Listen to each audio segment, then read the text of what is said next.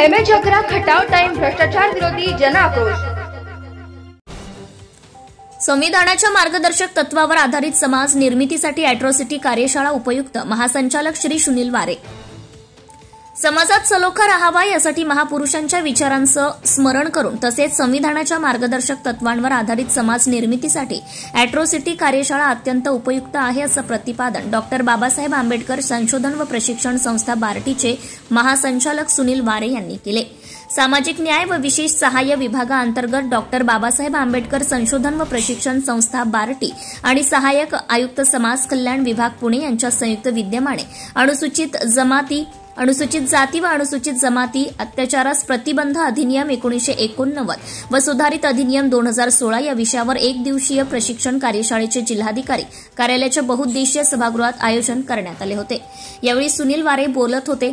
या कार्यशाळेला सहाय्यक पोलीस आयुक्त पुणे शहर अनुराधा उदमले, सहाय्यक पोलीस आयुक्त पिंपरी चिंचवड बाळासाहेब कोपणर, उपविभागीय पोलीस अधिकारी तानाजी बर्डे, विशेष जिल्हा समाज कल्याण अधिकारी जिल्हा परिषद राधाकिसन देवडे, सहाय्यक आयुक्त समाज कल्याण विशाल लोंढे यावेळी उपस्थित होते। महासंचालक श्री वारे म्हणाले, बार्टी संस्थेतर्फे समाजाच्या कल्याणासाठी अनेक उपक्रम नियमित राबवले जातात। समाजात जातीय सलोखा राहावा, समाजाचा उत्तम विकास व्हावा या उद्देशाने अॅट्रॉसिटी कार्यशाळा आयोजित केली आहे। अॅट्रॉसिटी कायद्याची प्रभावीपणे अंमलबजावणी होणे, शासकीय अधिकारी, विधिज्ञ आणि सामान्य जनतेला या कायद्यासंदर्भात ज्या अडचणी येतात त्या अडचणींवर मार्ग काढण्यासाठी या कार्यशाळेचा निश्चितच उपयोग होईल असा विश्वास त्यांनी व्यक्त केला। स्वातंत्र्य, समता आणि बंधुता या तत्वांची अंमलबजावणी करत जगातील विविध देशांनी या संदर्भात मोठा विकास साधला आहे। त्याचं अनुकरण करून तसाच विकास आपण साध्य करू शकतो। बार्टी संस्थेतर्फे नुकतीच नॅशनल अॅट्रॉसिटी हेल्पलाईनची सुरुवात करण्यात आली आहे। सामाजिक न्याय विभागातर्फे अॅट्रॉसिटी कायद्याची प्रभावीपणे अंमलबजावणी करण्यासाठी अशा प्रकारच्या कार्यशाळा प्रत्येक जिल्ह्यात होत असून या कार्यशाळेमध्ये अॅट्रॉसिटीची प्रलंबित प्रकरणे निकाली काढण्यासाठी प्रयत्न करण्यात येत आहे। या कार्यशाळेच्या माध्यमातून सर्वांनी एकत्र येऊन चर्चा करून समाजातील अन्यायग्रस्त लोकांच्या समस्या सोडवण्यासाठी प्रयत्न करणे आवश्यक आहे। महाराष्ट्र हे देशातील प्रगतशील राज्य असून सध्या राज्यात अनुसूचित जाती व अनुसूचित जमातीच्या लोकांवर अन्याय अत्याचार होऊ नये, समाजात सद्भावना वाढीस लागावी यासाठी सामाजिक न्याय विभागामार्फत विविध उपक्रम राबवण्यात येतात। त्याचा समाजाला चांगला उपयोग होतो असं ते म्हणाले।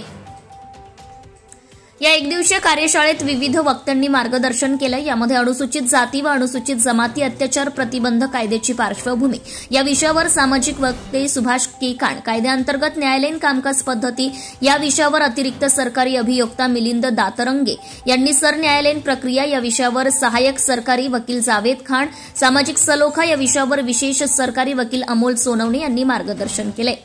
कार्यक्रमाच्या प्रास्ताविकेत समाज कल्याण विभागाचे सहाय्यक आयुक्त श्री लोंढे यांनी अनुसूचित जाती व अनुसूचित जमाती अत्याचार प्रतिबंध अधिनियमाबाबत आयोजित करण्यात आलेल्या कार्यशाळेचा उद्देश व प्रयोजनाबाबत सविस्तर माहिती दिली।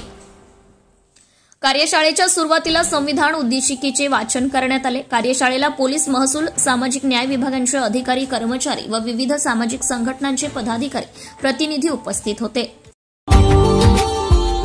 Subscribe now and press the bell icon. Never miss an update.